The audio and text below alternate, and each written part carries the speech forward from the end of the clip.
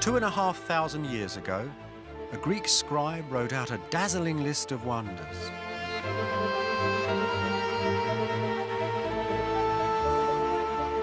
Sights seen in the mind's eye, he said, can never be destroyed.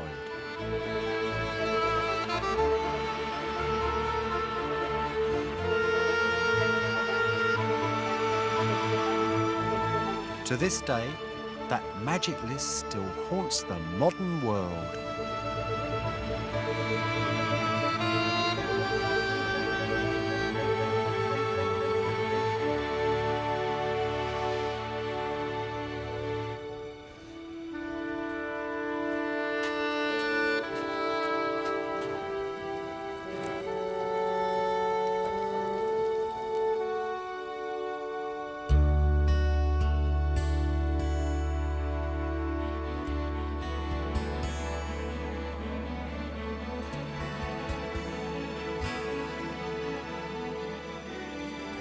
So powerful is the ancient dream that the classic list of 7 wonders still encourages competition, and brand new lists of wonders too. In opinion polls, the Sydney Opera House is regularly rated as the single greatest wonder of the modern world.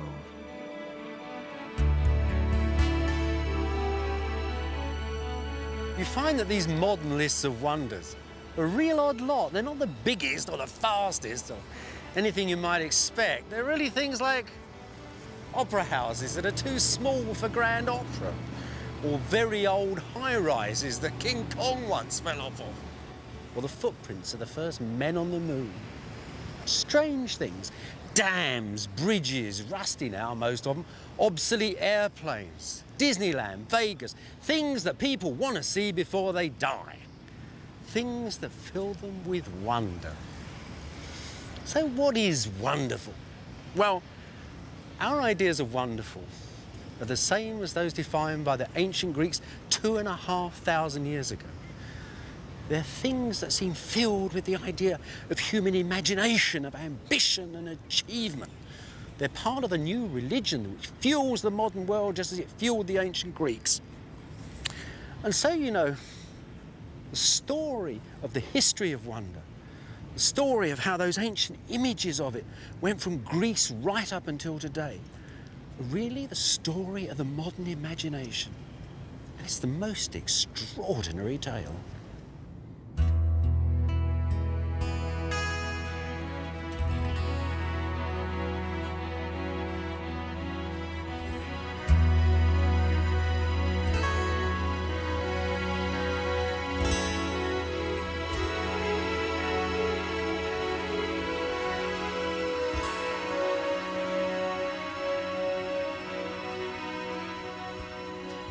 Climbing up inside the Opera House is a bit like climbing up inside the pyramids.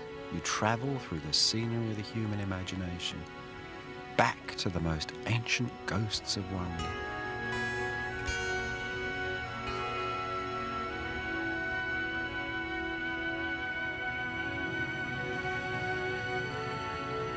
This wonder was born in the mind of a Danish architect, Jorn Utzon. It took 3 years of computer processing to calculate the curves that he had quickly sketched upon a pad.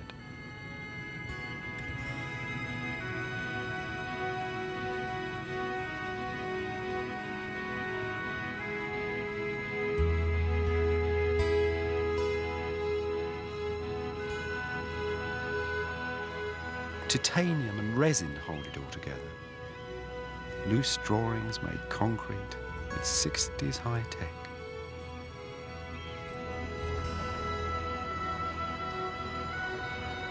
Like the ancient Greeks, though, Utzon was still in the business of making beautiful, wonderful shapes.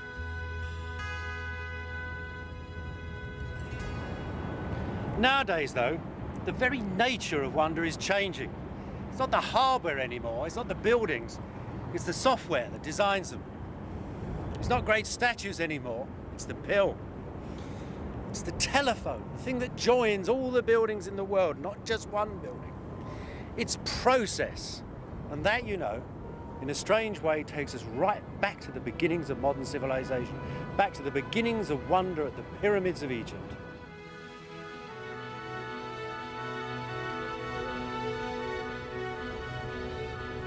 Process is what you're looking at here.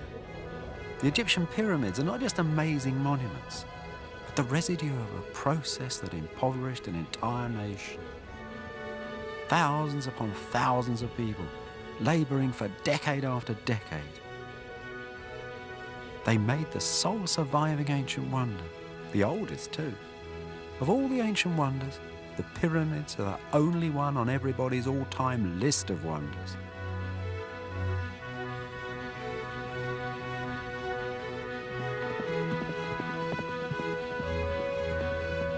This, then, is where it all started, this long journey of the human imagination that reaches till today.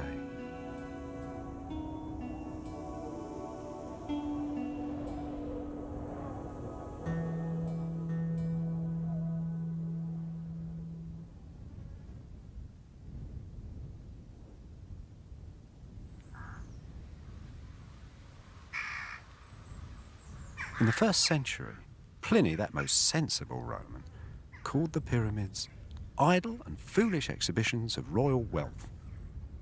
By that time, they were already some 2,500 years old, and their true purposes had been lost.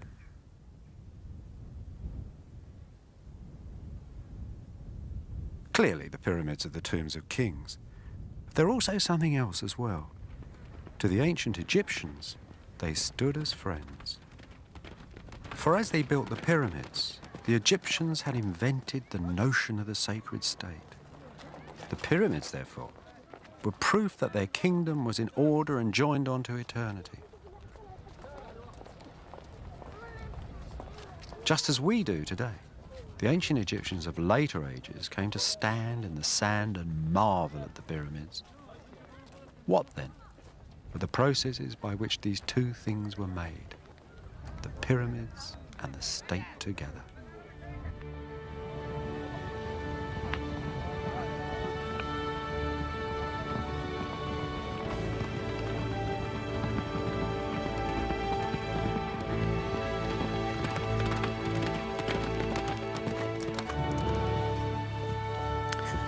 The first thing you did when you started to build a pyramid was to dig a hole for the royal burial chamber.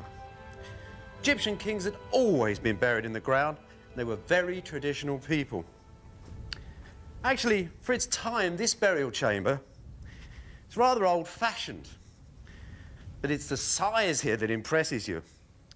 If this had ever been finished, it would have been the biggest tomb ever made inside a pyramid. This hole for the burial chamber had to be in good strong stone on a ridge overlooking the Nile, close to the royal city of Memphis. Here, then, you can see how a pyramid was built, because this one was never finished. The king, Djedefre, only lived for a few years between the builders of the two great pyramids, Cheops and Khephren. This is an unfinished pyramid from the era of the greatest pyramids of them all.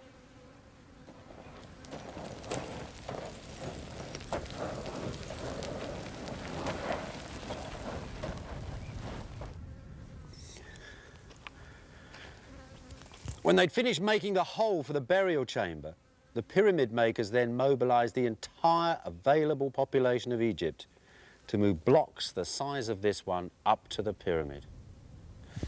But how on earth did these ancient people move these huge stones?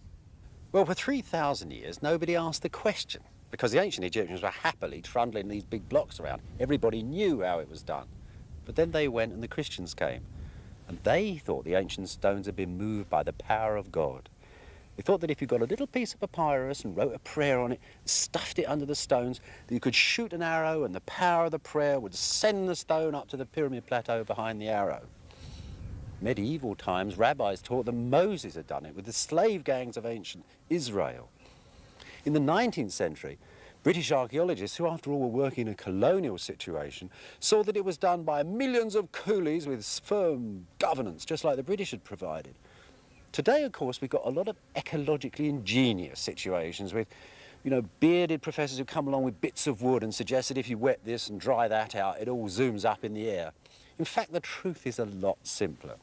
A few years ago, there was a congress of retired archaeologists in a village in France.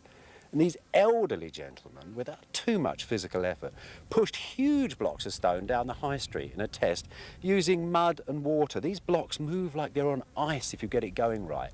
And these people were very skillful. These were the guys that had just made the Great Pyramid itself. It was a very simple technology and very complex organisation. The reverse, the absolute reverse of the modern world. That's why we find it so mysterious.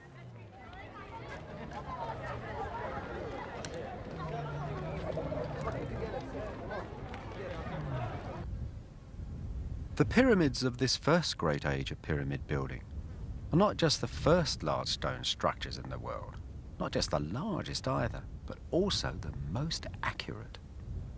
Egyptian pyramids are far more than just a nation shoving around blocks of stone. They are set precisely on the points of the compass. Their corners are near perfect right angles, and the length of their four sides is virtually the same.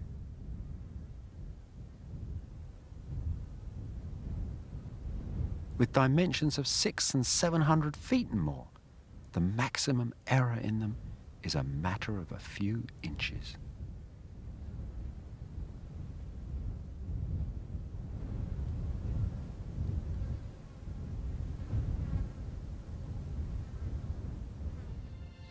To later ages, such magical geometry, such extraordinary accuracy was supernatural. Medieval Arab writers said that the pyramids had been built to measure time. Time itself, they wrote, is frightened of the pyramids. Eminent European mathematicians and astronomers searched for links between the Great Pyramid and the universal order. Such theories were often based on the internal chambers of the Great Pyramid, whose corridors and chambers were made with deadly accuracy. There were 3 burial chambers. The first was cut into the rock under the center of the pyramid in the traditional way. Later on, a second corridor was cut and a second burial chamber built at its end. But this too was never finished, and once again another corridor, the huge, unique Grand Gallery, a wonder in itself, was extended into the high heart of the pyramid, and a third burial chamber set at its ending.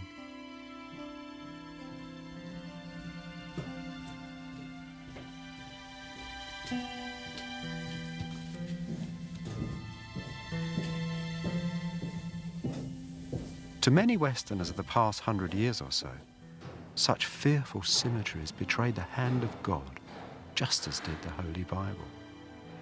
If this was so, the measurements of these ancient stones held the history of the future in them, just as did the book of Revelations.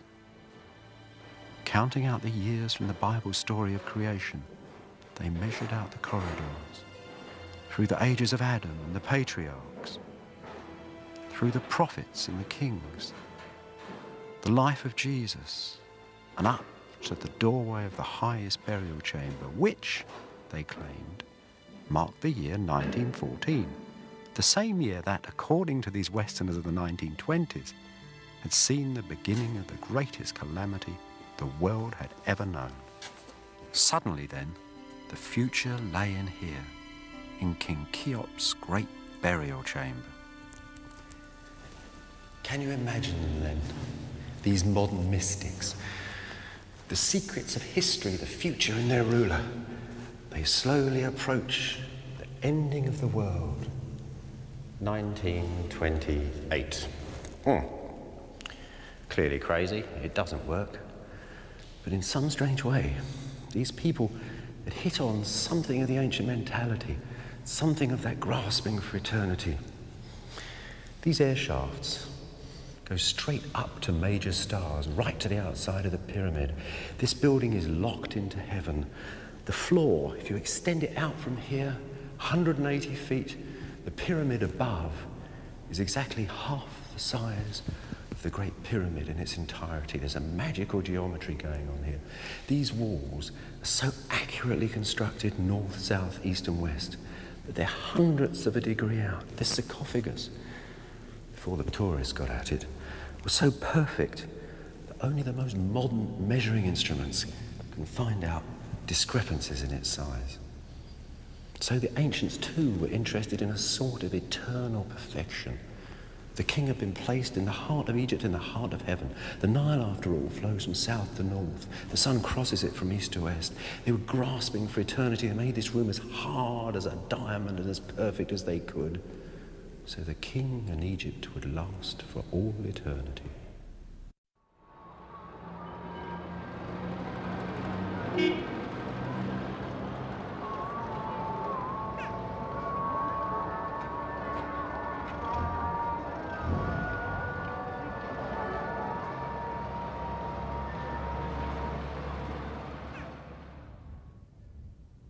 After the Egyptians came the Greeks and Romans, who said that geometry itself had come from Egypt and made a list of 7 wonders.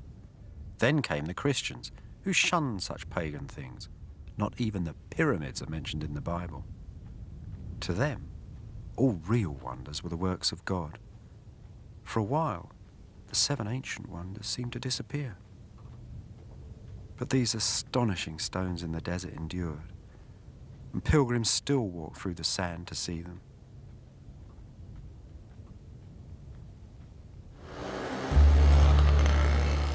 So memories of the ancient wonders flickered in the West's imagination.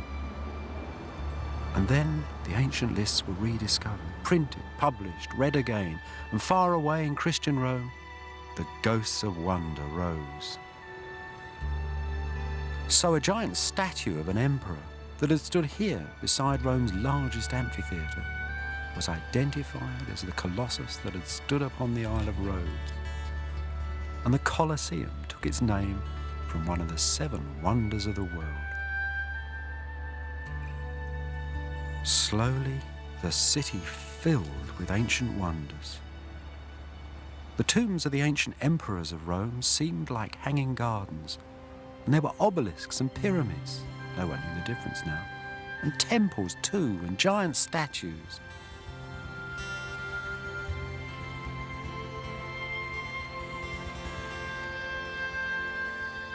Now Rome, not Babylon, was filled with stars and zodiacs.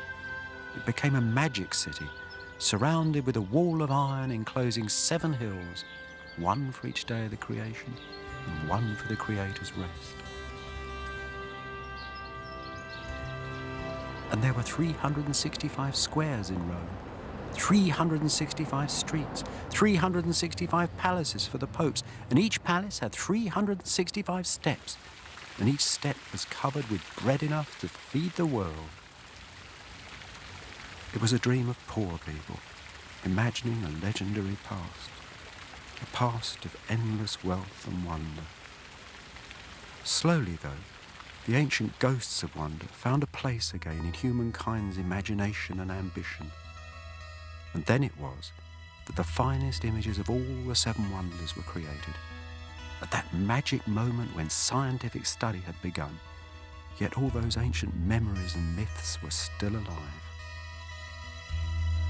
About 1520, a Dutch artist, Martin van Heemskerk, travelled down to Rome and was completely fascinated. Years later, he produced a set of drawings of the 7 wonders that brought them back to life again. Heemskerk set his 7 wonders on a stage which everybody knew and could enjoy. They were published as a set of prints and were very popular. And still a century later, tapestry weavers were using his designs in sets of noble hangings that portrayed the 7 ancient wonders of the world. That's perhaps the most famous of Heemskerk's 7 wonders, the great Colossus of Rhodes astride the harbour. Actually, it wasn't Heemskerk's idea, that figure. It never really stood like that, of course. What happened was that a traveller went to Rhodes, heard a local story, put a drawing of it in a geography book. And Heemskerk's pinched the drawing, which was just of this figure, but he set it in this wonderful, magical landscape, and he's telling the story of the Colossus. See, what's going on? There's an Arab raid. See those little boats going in, all the Christian galley slaves pulling away? There's the local people praying to the Colossus for help. And here's the Arab workman demolishing the great face of the statue. So he's really bringing the Seven Wonders alive, you might say. This one, well, this brings it alive in a different sort of way. It tells another story. Not the destruction of one of the wonders, but actually its building. You see, there's the great temple of Artemis at Ephesus. There's the goddess suitably clothed in northern style. And there's the master masons all chipping away and making the columns. Now, this is where this one gets a bit interesting, because this column here actually fits beside the doorway. And this guy here is said by some to be King Solomon, and this is the building of Solomon's temple. See, what happened in medieval times was that the seven wonders were pagan, were taken over by another set of wonders. So the pyramid becomes Noah's Ark, the temple of Artemis becomes the temple of Solomon. Look, there's something else very interesting in this tapestry here. These poor workers that made these things in Brussels really had to follow these grand designs, but in the borders, they were allowed to do their own thing. And these guys in their little dark workshops were thinking about the seven wonders of the world, not the grand vision, but the little common ordinary visions. And so you get up there another of the Gothic seven wonders, the magic bird, the phoenix, that builds its funeral pyre and is lit by the sun, and as it burns to death, it rises in resurrection. It's an image of Jesus Christ. And there's another very local wonder here too, and that's a little hot spring by the French town of Grenoble. Very wonderful to have warm water without having to heat it.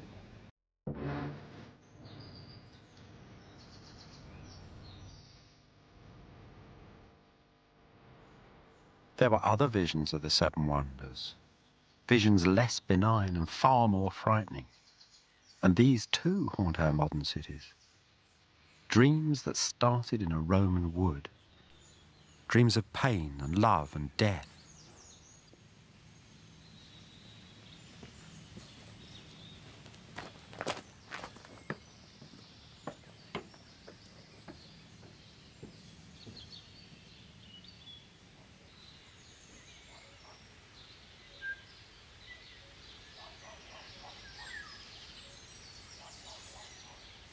This weird building is a sort of Renaissance time lock, the entrance to a dream of the seven wonders of the world. The entrance, too, to a garden made in the 16th century by Vicino Orsini, a retired soldier, a clever, cynical man amusing his friends. Here, the seven wonders have become a set of riddles in a sacred grove. A little wood filled with footnotes, paradox, and sheer terror.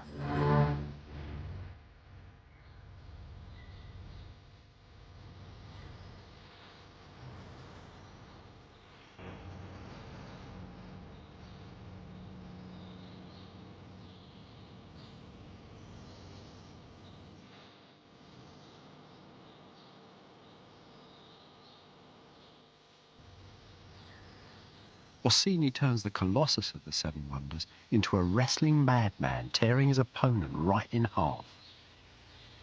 The old soldier who conducted massacres on behalf of the Pope shows us the darker side of valor and presents us with a tortured paradox.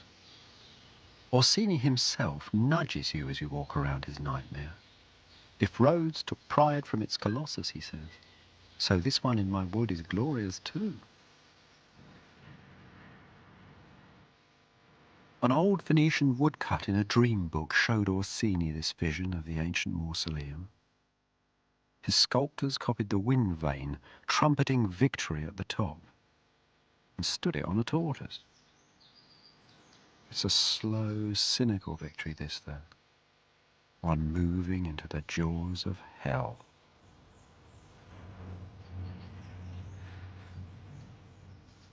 And on the very mouth of hell itself, Orsini wrote Dante's famous words, "Abandon all thought, ye to hear. Another of these woodcuts showed a monk's erotic dream. Two lovers looking at the ruins of an ancient city in a forest. Orsini, too, made a brand new ruin for us in his wood.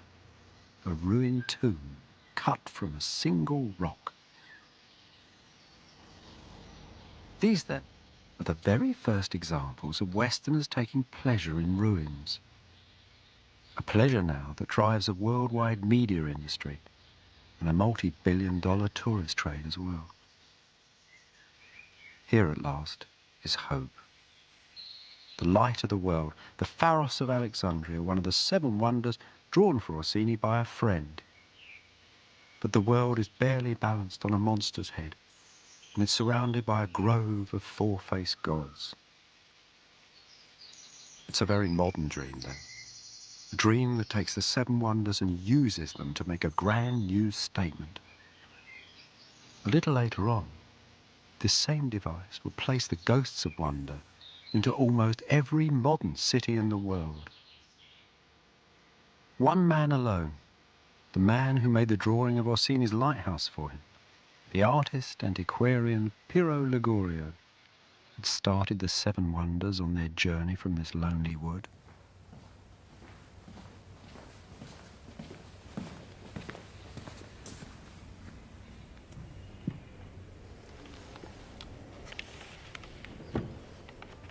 There you are. Volume 34 of the Antiquities of Rome by Piero Ligurio. There were once hundreds of these. There's only a few of them left now. This one's kept in Piero's hometown of Naples. Piero is not much known today. In fact, he's best known for mucking around with Michelangelo's designs and getting a sack. He really didn't like Michelangelo. Michelangelo wasn't a scholar. Piero Ligurio was. And he was a new and different sort of scholar. Older people really had just looked at the books and conjured up the past from that. They'd ended up with a past which was full of dragons and alchemists as well as wise men, but a very distant thing. But Piero saw the past as a great machine that had sort of distracted and strewn its bits across the landscape, and he studied the bits and put them together with the ancient texts. So here's a book then that describes all the monuments of Rome, written by hand. These were never printed, that's why they're so precious. Most of these monuments have gone today. Look, here's a section on the king of the gods. Altar, coin, drainpipes, statues. Slowly, Piero's putting together that ancient world, putting it back with the texts. See, earlier on, in Bomarzo, the ancient world had been sort of a place of fairies and dragons and alchemists. But here, Piero's really starting to get down to it. He sees the past's world as a machine. And in this machine, the 7 wonders plays a very special role. Just look what he has to say about some of his gods. Here's the goddess Artemis, for example, whose greatest temple was at Ephesus, as Piero well knew. Piero knew almost as much about Artemis as we do today. This is his beautiful drawing of her. He saw her really as the mother of the universe, a bit like the Virgin Mary, really. He saw her, as he saw that ancient universe, as an age in which all of humankind was symbolised and portrayed in the most amazing way. It opened up the past as it had never been done before.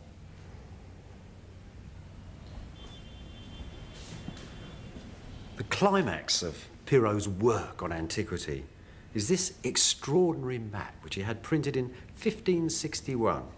It shows the city of Rome. For most Westerners, it was always thought of as really the climax of pagan civilization.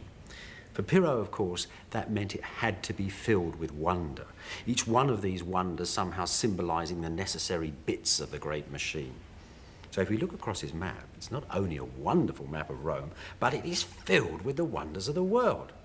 There, for example, was hanging gardens. To Piero, this meant the beautiful balance of man and nature. There's some pyramids. They were not only granaries, like the Bible said, but held the wealth of the human soul. Lighthouses, too, to guide people through the streets and down the rivers. But you know, it wasn't just the map of Rome that really Piero achieved this wonderful fusion of myth and archaeology. He did another map of the port of Rome that ran off the side. There, it's all put together. So many of the wonders. There's a colossus standing to tell you that you are coming to the centre of civilization. There's a lighthouse too to guide your boat into the harbour and your soul towards civilization too. And there's a great arcade embracing not only sailors but the soul itself.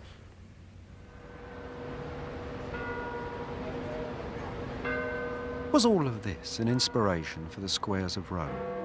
Or was Pirro simply ahead of his time? At St. Peter's, Bernini's great arcade seemed to echo Pirro's famous drawing of the ancient port of Rome.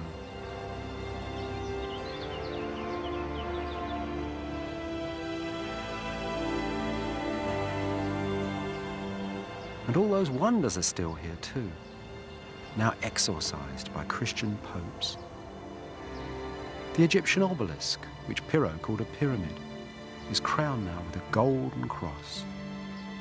And Pirro's pagan port is now a haven for the faithful, ringed by colossal statues of the saints.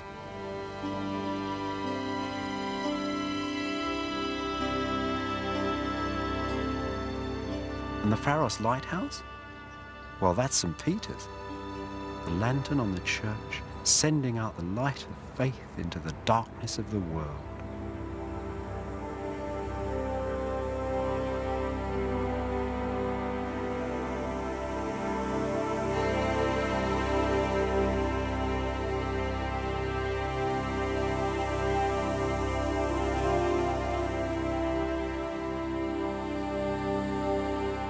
Street by street, square by square, all Rome was filling with dreams of wonder.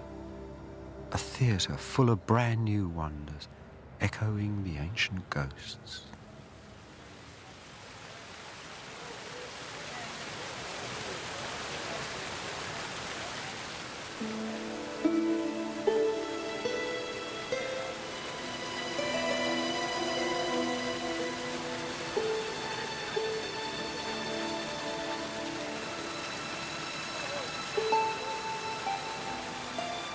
Haunting visions of antiquity, of Alexander, elephants and Pharos.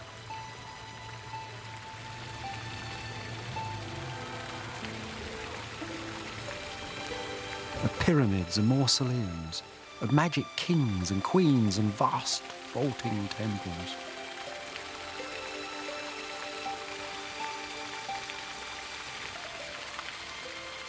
Huge ambitions and astounding images spilling out across the Western world. The ancient ghosts of wonder.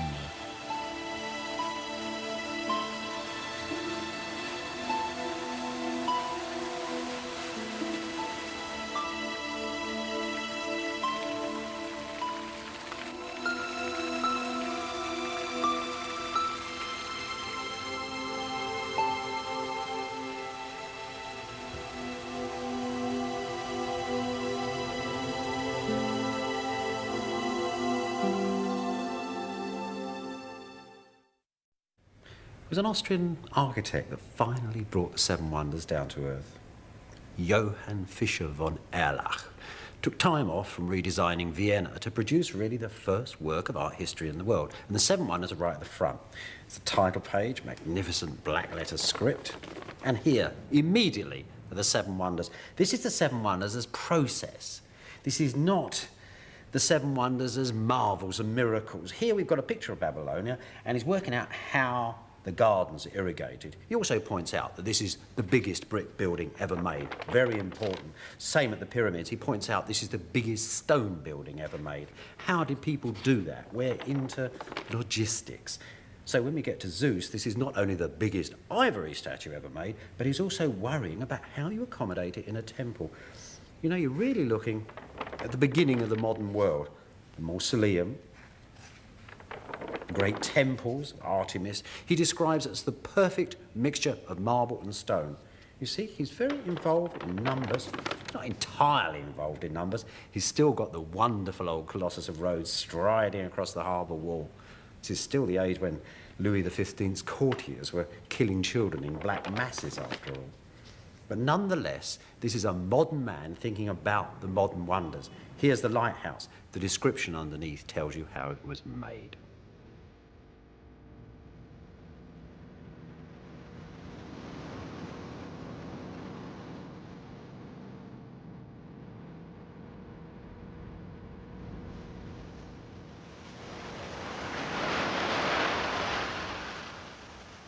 In the 18th century, though, the same century as Von Erlach, wonder itself was slowly transforming, changing to span the world.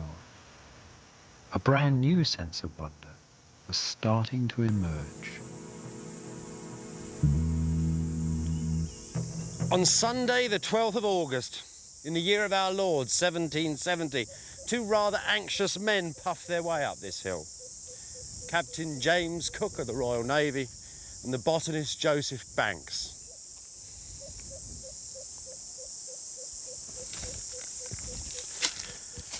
This is the hill of Lizard Island. Cook was exploring the entire east coast of Australia. Now, of course, he wasn't the first man to come here. The Aborigines had been here so long, they'd seen the sea come into the land and the corals grow in the warm water. There'd been Javanese here too, and Chinese. But Cook's party were the first people with a real modern vision to come here. People with a modern sense of property and ownership. And they were prepared to back that with guns.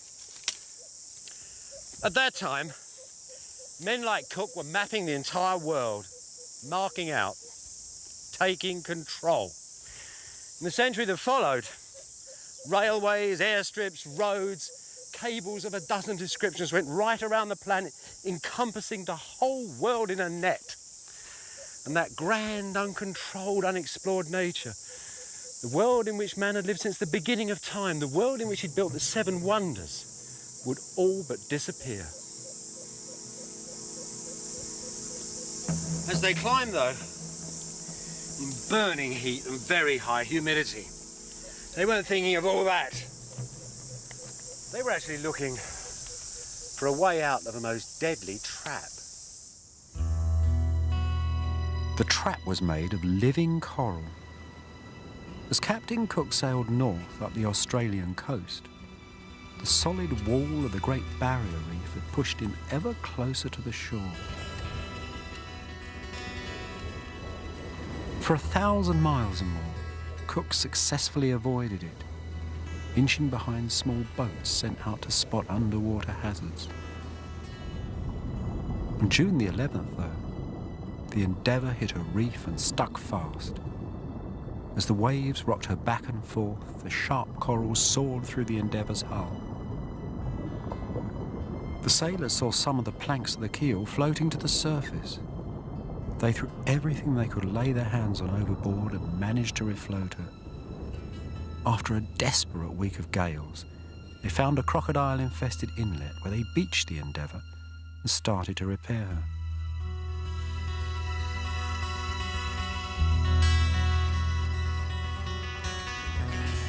Five weeks later, they were back at sea, still inching through the world's most dangerous stretch of water, still threatened by the coral, and finding the reef moving ever closer to the land, feeling, as Cook says, entirely trapped on this most alien shore.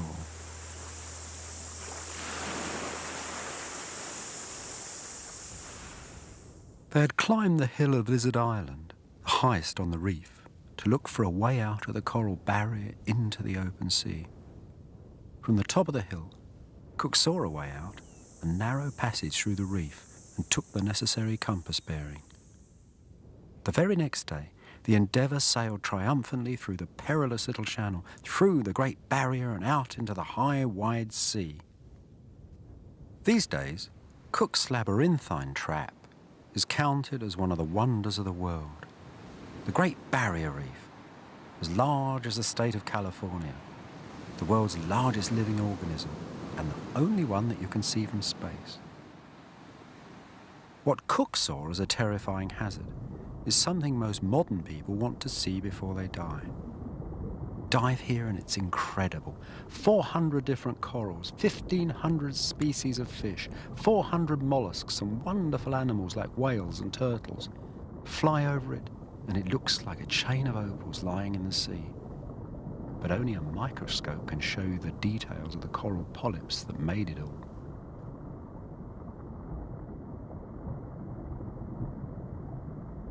To see the wonder of this place, to see it in the way we see today, you need the sort of equipment that Captain Cook never knew.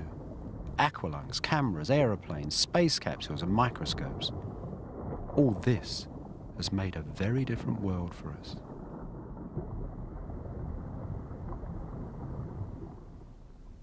Though Cook would never know it, his maps and plans of unknown seashores have become part of a basic grid of this brand new universe, where there are wonders of a very different type, wonders of nature, manipulated and observed.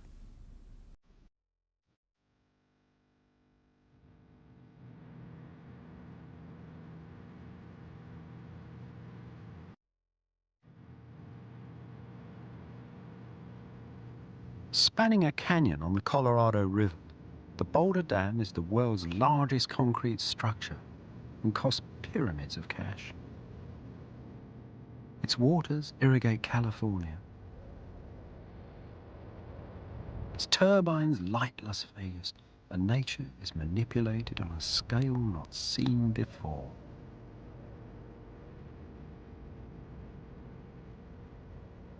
Now, the great grand natural world is trapped and newly linked to humankind. Building from powerful basic forces, using natural laws, we make electricity and all the other modern energies. We have made a brand new world with very modern wonders.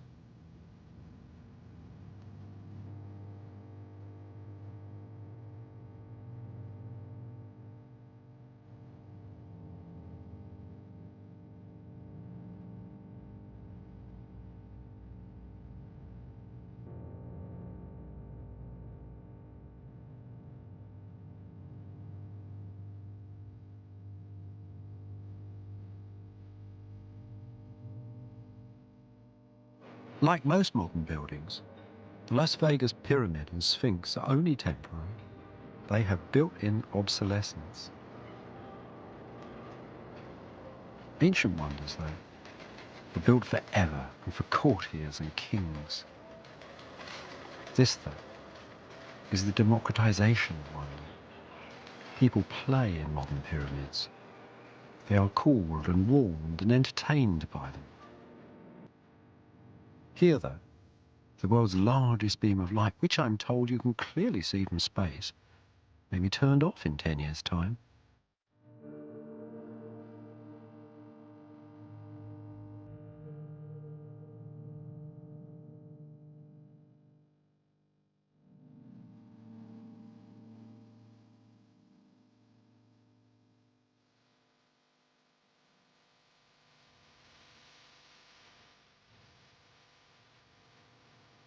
Clearly, the real wonder's somewhere else.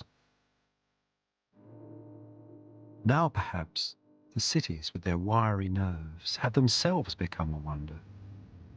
They're not the kind of thing traditionally called wonderful, yet they are wonderful as a landscape, and like a landscape, they are shaped continuously by natural force.